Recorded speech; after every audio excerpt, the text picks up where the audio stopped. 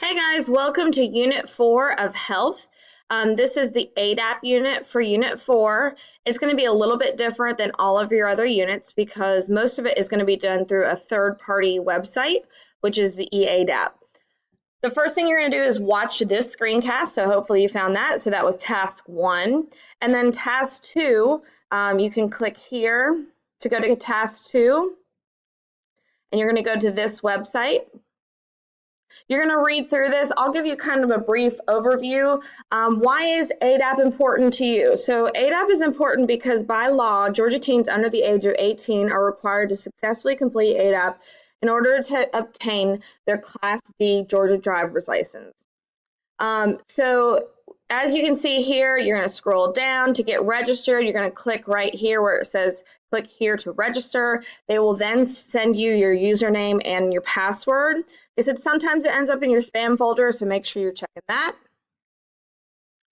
They want to make sure that each teen has access to the internet, which of course we all know you do because you're taking a virtual course. That you also have email, again, because of your virtual course, you will definitely have email.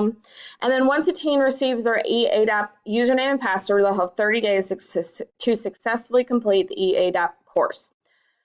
This course will take approximately 4 hours. It will be 4 sections that will each take approximately 1 hour. So you just want to make sure you set aside 1 hour for each of those sections.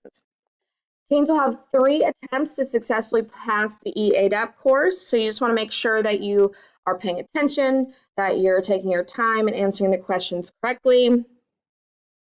And then teens will be able to print their certificate completion immediately after successfully completing the course. So you'll be able to print it out, and that's what you'll end up taking. As you can see, number 9 here, teens must bring a printed copy of their certificate of completion with them to DDS Customer Service Center when they apply for the Georgia driver's license. If you have any questions, they do have a support line.